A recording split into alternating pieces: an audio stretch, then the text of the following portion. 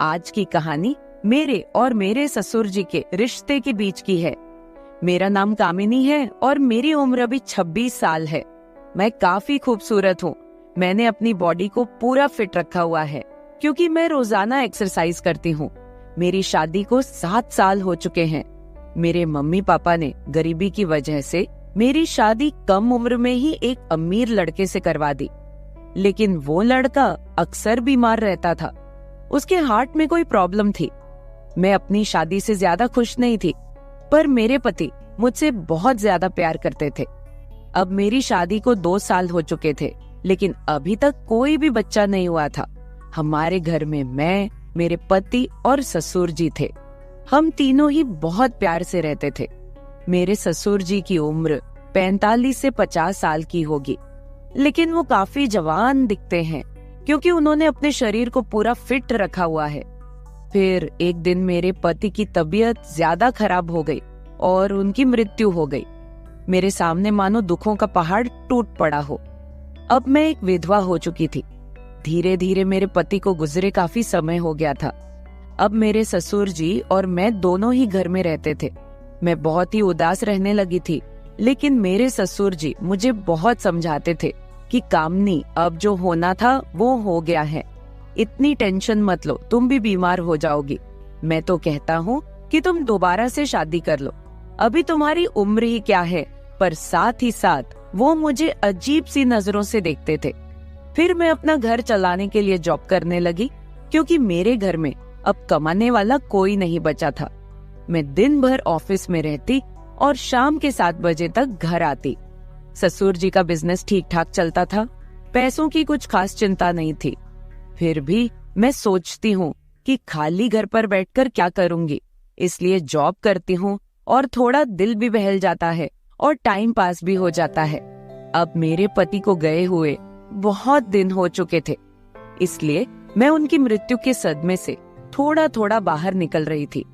Office की सहेलियों ने मुझे बहुत समझाया कि तुम शादी कर लो। मेरी एक बहुत अच्छी सहेली है, हम दोनों साथ साथ ऑफिस जाती हैं। एक दिन ऑफिस से निकलते वक्त मेरी सहेली ने मुझे घर पर बुलाया क्योंकि मेरे ऑफिस और घर के बीच ही मेरी सहेली का घर है। तो मैं उसके घर चली गई। हमने चाय पी और फिर इधर उधर की थोड़ी बातें की।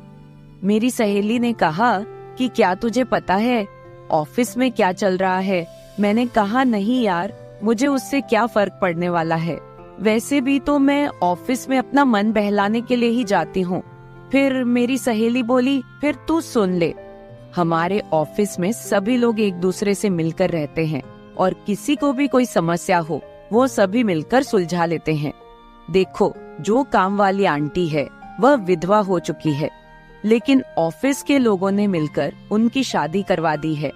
अब वह बहुत खुशी खुशी रहती है और उनका भी एक सहारा बन गया है। मैंने उसकी बातों पर ज्यादा ध्यान नहीं दिया और वहां से अपने घर चली आई। मैं थोड़ा थोड़ा अपनी सहेली की बातों को समझ रही थी कि वो मुझे शादी करने के बारे में बोल रही है। फिर मैंने घर आकर ससुर जी को खाना बनाकर दिया और खुद भी खाना खाया। मैं अपने कमरे में बैठी थी, मुझे नींद नहीं आ रही थी।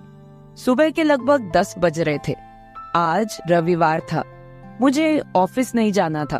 तभी मेरे दिमाग में मेरी सहेली के मुंह से सुनी हुई बातें चलने लगी। मैं सोच सोचकर परेशान सी होने लगी। फिर मेरे दिमाग में कुछ आया और मैं अपने ससुर जी के कमरे की ओर चली गई। जब मैं अपने ससुर जी के रूम में गई तो उनके हाथ में एक किताब थी। मुझे देखकर उन्होंने किताब को तकिए के नीचे रख दिया। मैंने देख लिए था कि ससुर जी कौन सी किताब देख रहे हैं। मैंने कहा, ससुर जी आप क्या पढ़ रहे हो? वो बोले, कुछ नहीं बहू, किताब देख रहा था बस। बताओ क्या बात है? मैं बोली, कुछ नहीं। ससुर जी मुझे आपसे कुछ जरूरी बात करनी है। उन्होंने कहा, हाँ बहू कहो क्या बात करनी है। मैंने कहा, ससुर जी बात थोड़ी अजीब है, मैं सोच रही थी कि आपसे कहूँ कि नहीं। उन्होंने कहा, अरे पहले तुम बोलो तो सही, क्या बात है? ऐसा कभी हुआ है कि तुमने कभी मेरे से कुछ मांगा हो और मैंने तुम्हें ला के ना दिया हो? तुम मेरा इतना ख्याल रखती हो, जो भी बात है खुलकर बोलो। फिर मैंने हिम्मत करके ससुर जी को बोला कि अब मेरे पति की मृत्यु को 2 साल होने को आए हैं। उनकी मृत्यु के बाद से मैं बड़ी मुश्किल से सदमे से बाहर आई हूँ। अभी मैं घर से बाहर जाती हूँ तो मुझे बड़ी दिक्कत होती है। आपको तो पता ही है कि विधवा औरत की तरफ लोग कैसी नजरों से देखते हैं और उसके बारे में लोग कैसी सोच रखते हैं। आपने मुझे बहुत बार बोला है कि तुम शादी कर लो। मैं चाहती हूँ कि आप मेरे लिए एक पति की खोज करो, क्योंकि अकेले मेरी जिंदगी मुझसे नहीं निकाली जा रही। मैं भी चाहती हूँ कि मेरा भी कोई जीवन साथी हो जो मेरे सुख दुख की बात करे और मुझे बहुत ज्यादा प्यार करे। आपको पता है, एक औरत की कई जरूरतें होती हैं जो सिर्फ पति ही पूरी कर सकता है। बाकी आपको पता ही है कि मेरे माँ बाप तो इतने गरीब हैं कि उन्होंने पता नहीं एक बार मेरी शादी कैसे कर्ज उठाकर की है। मैं अब उनको कोई तकलीफ नहीं देना चाहती। अब मेरे लिए तो आप ही सब कुछ हो। मैं बड़ी हिम्मत करके आपसे ये बात कह रही हूँ। मुझे विश्वास है कि आप मेरे लिए कुछ अच्छा ही करोगे। उसके बाद ससुर जी ने मुझे अपने पास बैठा लिया और मेरे साथ कुछ बातें करने लगे और मेरे सुख दुख को बांटने लगे। फिर ससुर जी मुझसे बोले, बहू, जिस चीज की तलाश तुम बाहर से कर रही हो वो चीज तुमको घर में ही मिल सकती है। अगर तुम चाहो तो मैं तुम्हारी सभी जरूरतों को पूरा कर सकता हूँ। ससुर जी की बात सुनकर तो मेरे होश ही उड़ गए। मैंने बोला, ससुर जी, मैं तो आपकी बेटी सामान हूँ, आप ये सब कैसे सोच सकते हैं? ससुर जी बोले, देखो बहू, तुम्हें पता है तुम्हारी सासू माँ की मृत्यु के बाद से मैं अकेला ही जिंदगी बीता रहा हूँ, और जब से तुम्हारे पति की मृत्यु हुई है तुम भी अकेले जिंदगी बीता रही हो। अगर तुम्हारा इरादा हो तो हम दोनों का अकेलापन दूर हो जाएगा और हम दोनों एक दूसरे के सहारे जिंदगी बिता लेंगे और बाहर किसी को कुछ भी पता नहीं चलेगा। बाकी मेरे जाने के बाद ये सारी प्रॉपर्टी भी तो तुम्हारी ही है और इस प्रॉपर्टी को संभालने वाला भी तो कोई चाहिए। बाकी लोगों की टेंशन मत लो, वो तो जब तुम विधवा की जिंदगी जी रही हो तब भी बातें करते थे और अब भी बातें करेंगे। सच कहूँ तो बहू, मैं तो उसी वक्त तेरा दीवाना हो गया था जब मैंने तुम्हें पहली बार देखा था। फिर मैंने ससुर जी को बोला कि मैं सोचकर बताती हूँ। अगली सुबह मैं उठी और खाना बनाने लगी। अगले दिन मैं ऑफिस नहीं गई, मैं किचन में खाना पका रही थी।